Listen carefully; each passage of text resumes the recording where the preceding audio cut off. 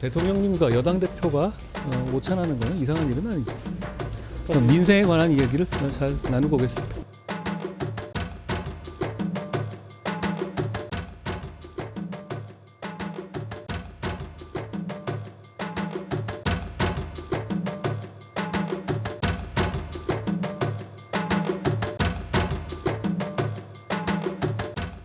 오늘 대통령께서는 한동훈 비대위원장 저를 용산 집무실로 초청해 오찬 회동을 가졌습니다. 2시간 동안 오찬을 하고 집무실로 옮겨서 30분 정도 차담을 했습니다. 오늘 오찬에는 대통령실에 이관섭 비서실장, 안호섭 정무수석, 이동훈 공보수석이 배석했습니다. 자, 오늘 아침만 해도 몰랐습니다. 기자들이요. 그런데 조금 시간이 흐른 뒤에 오늘 오찬 잡혔습니다. 그리고 꽤 시간이 걸릴 수도 있습니다. 이런 얘기가 나오기 시작을 했죠. 자, 화면 좀 보겠습니다. 오늘 오찬의 모습입니다. 참석자 표시돼 있죠? 윤석열 대통령이 가운데 있고요. 지금 보면은 이관섭 비서실장, 한호섭 정무수석, 이동훈 홍보수석 이렇게 대통령실, 그리고 한동훈 비대위원장과 윤재옥 원내대표 이런 자세에서 오찬을 했습니다. 약간 눈썰미가 있으신 시청자 여러분께서는 보셨을지 모르겠는데 한동훈 비대위원장이 넥타이를 안 맸어요. 유일하게. 약간 친숙함일까요? 아니면 편안한 자리라는 걸 강조하는 걸까요? 아무튼 그 모습도 오늘 눈길을 좀 잡았습니다. 다음 보시죠. 다음은 오늘 대화 내용을, 오늘 브리핑이 간단하게 있었거든요. 대화 내용인데요. 대화 내용이 주로 정책인데 제가 읽어드리면 주택 문제, 철도 지하화 및 교통 문제, 그리고 중대재해처벌법 확대 시행에 관한 논의, 그리고 정치인 테러 우려 및 대책 마련 지시 이렇게 나왔습니다. 그런데요, 시청자 여러분께서도 그 내용 보시면서 뭔가 좀 빠진 거 아닙니까? 뭐 중요한 게 있어 보이는데요. 그런데 조 얘기만 했다고 오늘 설명이 나왔거든요. 윤재옥 국민의힘 원내대표의 추가적인 설명 들어보시죠. 네, 오늘은 민생 문제만 이야기를 했습니다. 다른 말씀은 없었습니다. 오늘은 선거 관련 논의를 하는 자리가 아니라 민생 문제, 그리고 민생과 관련된 국회 상황과 관련된 얘기를 주로 했습니다. 예, 그렇습니다. 예, 오늘 당정관계 특별한 이야기는 없습니다. 요청이라기보다는 식사 자리를 대통령실에서 만들어서 초청을 하는 형식이었습니다. 마지막에 요청이라기보다는 자리 만들어서 초청하는 자리였습니다. 그리고 되게 없었습니다. 그래도 아까 설명했던, 아까 화면을 봤던 그 한 3가지 정도의 정책과 관련된 내용만 대화가 있었습니다. 이걸 강조하고 있었군요. 정혁진 변호사.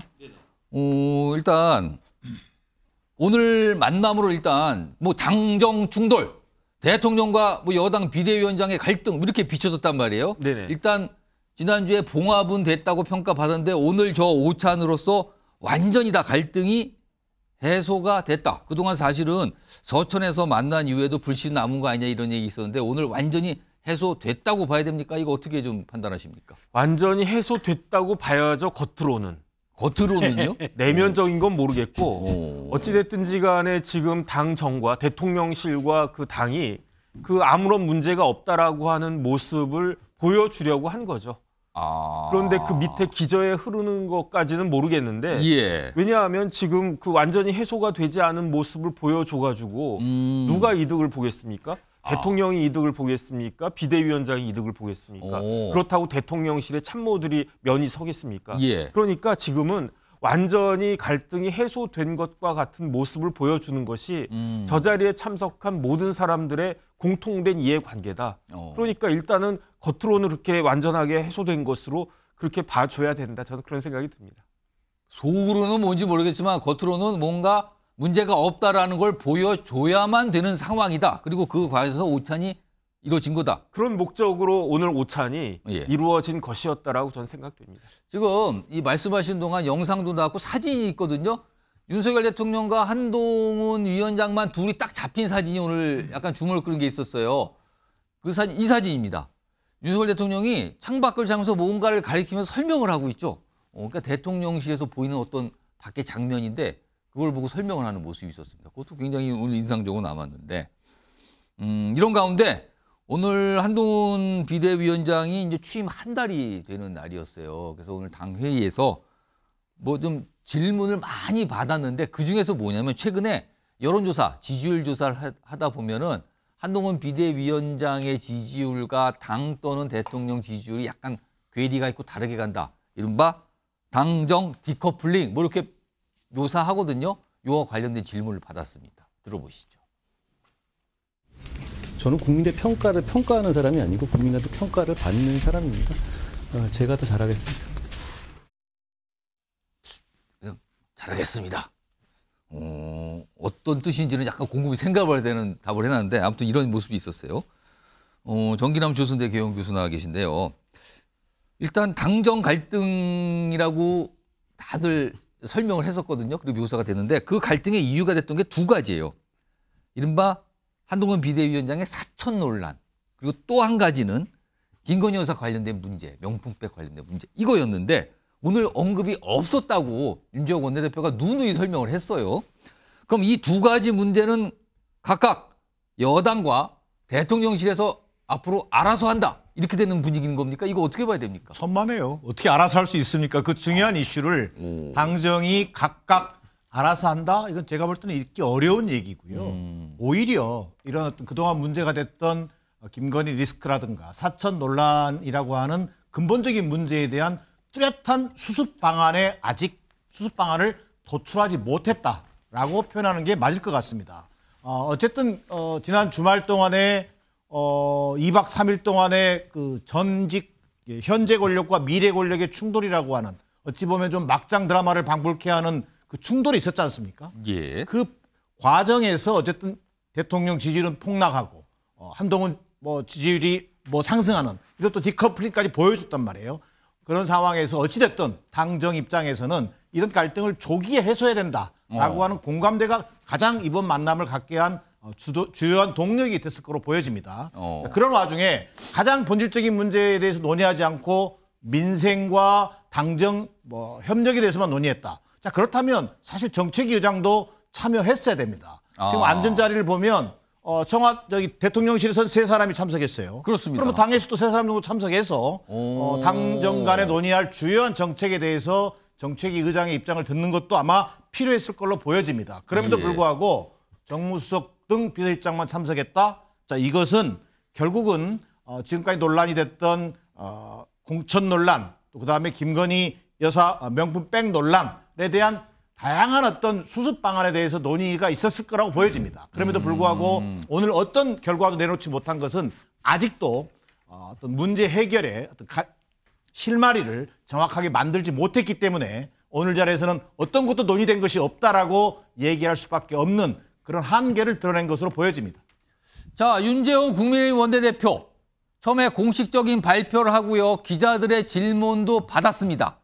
그 질문의 상당 부분은 혹시 그동안 갈등의 이유가 됐던 그런 문제에 논의한 게 있습니까? 또 있습니까? 그걸 반복해서 질문을 받았는데 반복해서 그런 거 없었습니다라고 한 겁니다. 자, 그런데요.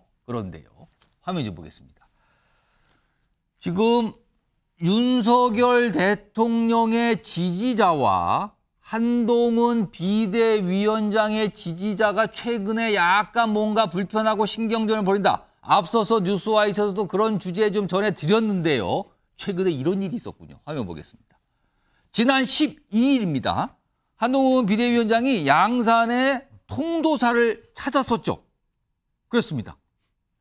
근데 양산, 평산마을 연상되시죠? 문재인 전 대통령의 사저가 인근에 있었어요. 그런 이유일까요? 이게 통도사 방문한 한동훈, 문재인 전 대통령과 비공개 만남을 가졌다는 주장, 이런 주장을 하는 글이 한 온라인 커뮤니티에 올라가 퍼진 겁니다. 이거요, 사실 아니었거든요. 그런데 여기 보면 보수 성향을 띤 온라인 커뮤니티에 이런 글들이 올라오고 이게 확산이 된 겁니다.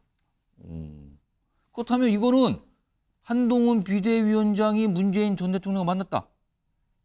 이거 뭔가 진짜라면 심상치 않은 거 아닙니까? 다음 하나 더 보겠습니다. 그러자 국민의힘이 빠르게 움직입니다. 지난 1월 성명 불상자 등 2명은 한동훈 위원장을 비방할 목적으로 허위글을 게시했다. 앞서 그런 내용 말하는 거예요. 그래서 고발장을 제출했다고 합니다. 그리고 이 내용이 알려졌을 때 어제요. 즉각적으로 당에서 입장도 냈습니다. 그거 가짜 뉴스다. 이렇게 나왔거든요. 자, 그럼요. 이와 관련해서 국민의힘 내부에 어떤 설명이 있었습니다. 들어보시죠. 한동훈 비대위원장 행보에 대해서도 근거 없는 허위 사실이 무차별적으로 유포되고 있습니다. 국민의힘은 이러한 악의적인 가짜뉴스 유포, 명예훼손 등과 같은 범죄 행위에 대해서 단호하게 대처할 것입니다. 자, 김철 교수님. 네. 이게 무슨 일이고 왜 갑자기 이런 게 불거진 겁니까? 뭐 일단 커뮤니티의 뭐 정치적 성향 관계없이 뭐 전혀 근거가 없는 악의적 선동이라고 봐야 될 것 같고요. 그렇게 규정할 수밖에 없고요. 일단은 그 한동훈 위원장이 일단 뭐 국민의힘의 비대위원장이 되고 난 다음에 상당히 좋은 평가, 긍정적인 평가를 계속 받아왔거든요. 그러다 보니 어떤 한동훈 위원장이 어떤 보수 대표 주자로서 또는 보수의 적자로서 이미지를 깎아내리기 위한 그런 악의적인 의도가 있었지 않나 이렇게 보입니다. 유독 이제 그 한동훈 위원장 같은 경우에는 과거 법무부 장관 시절에도 저런 어떤 악의적인 뉴스, 가짜 뉴스에 상당히 피해자였거든요.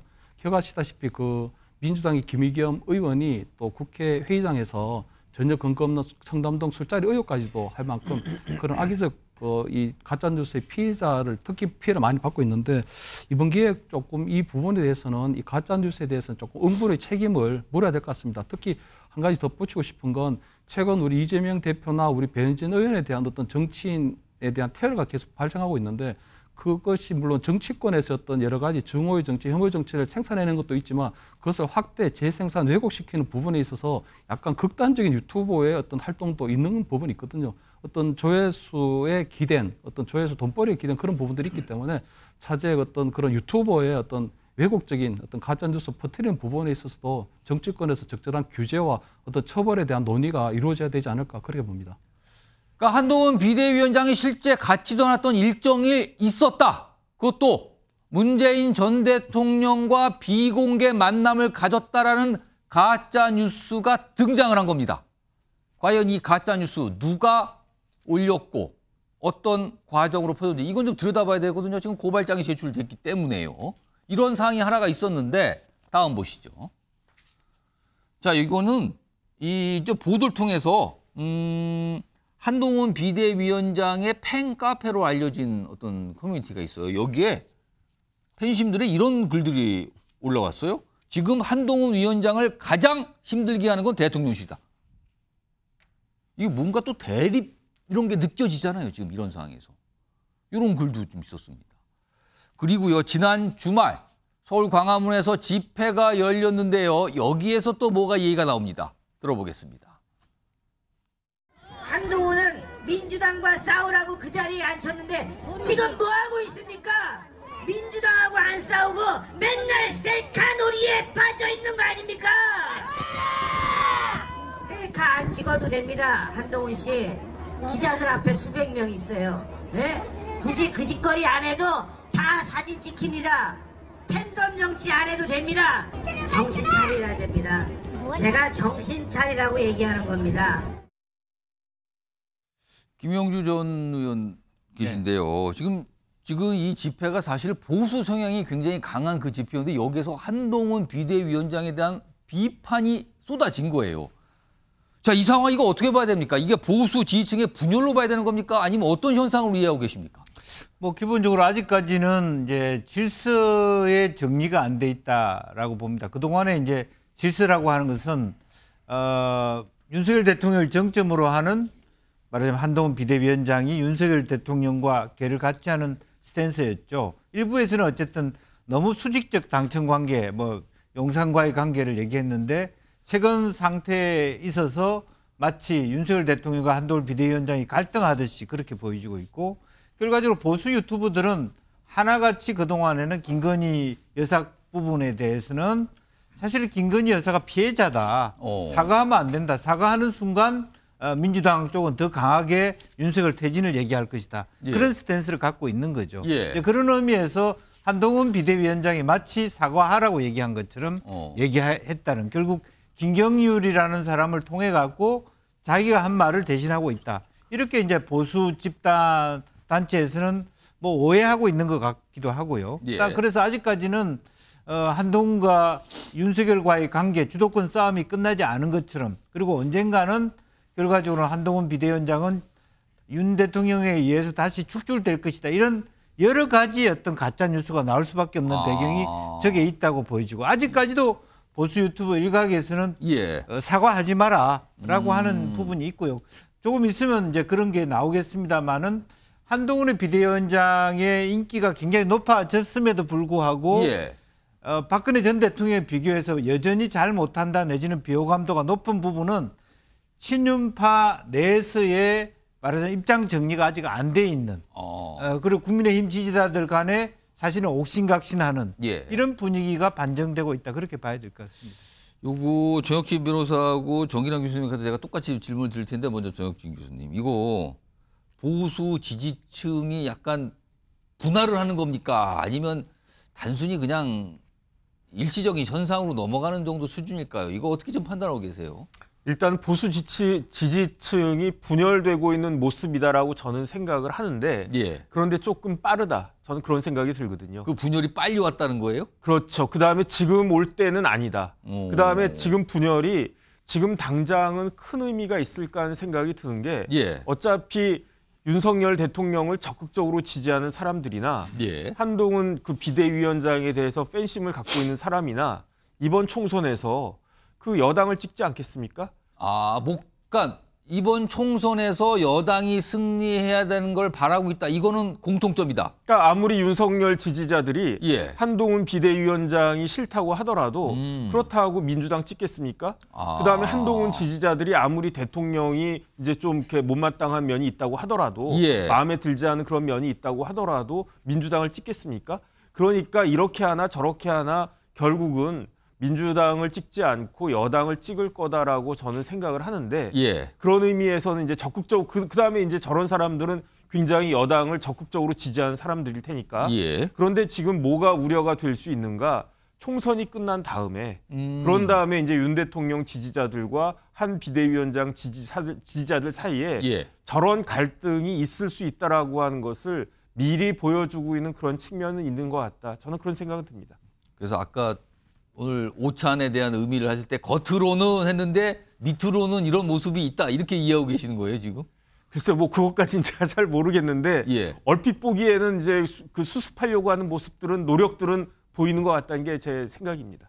정기란 교수님은 지금 이게 무슨 그림으로 보이십니까, 지금? 글쎄요, 이걸 분할하는 표현보다는요. 예. 조금은 어려운 표현일 수도 있겠습니다만 저는 이 팬덤 정치의 파편으로 보여집니다. 파편이요? 파편이죠. 일종의 불가피하게 만들어지는 현상이라고 볼 수 있다는 겁니다. 이 팬덤 정치라고 하는 게 결국 뭡니까? 강성 지지층을 중심으로 예. 팬덤 리더들을 찾습니다.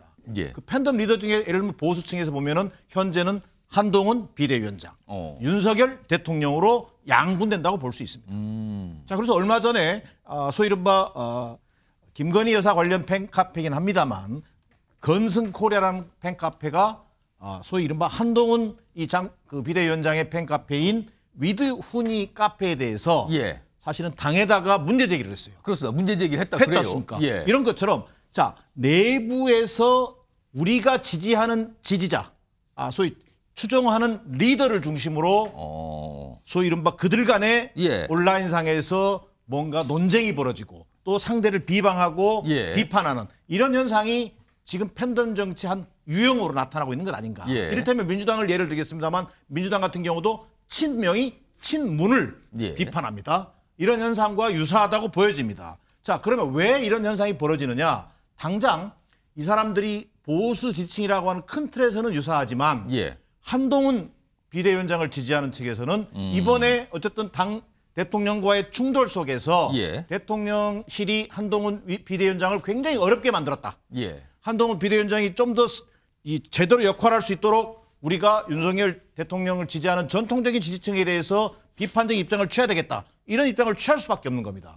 두 번째, 윤석열 대통령을 지지하는 또 극렬 지층에서는 예. 한동훈 비대위원장 믿을 수가 없다. 이러다가는 특검법도 받는 거 아니냐. 이런 얘기를 하면서 서로 견제하고 비판함으로 인해서 예. 이런 일종의 같은 정당 내에서조차 서로 이전 투구, 소위 증오, 배제 예. 이런 어떤 양태로 나타난다. 저는 궁극적으로 각각의 국민의힘이나 민주당이라고 하는 정당이 예. 정당 정치가 제대로 작동하지 못하면서 이런 강성 지지층에 의한 팬덤 정치가 횡행하다 보니까 예. 결국은 이런 양상으로 같은 정당 내에서 지지층 간의 다툼, 갈등으로 빚어지는 양상으로 보여집니다. 자, 봉합이 됐다라고 공식적으로 여당 내에서도 강조하고 있습니다만 뭔가가 아직은 남아있는 듯도 한 상황인 것 같기도 해요. 지금 이런 모습이 여러 가지가 나타나서 오늘 소개해드렸고요.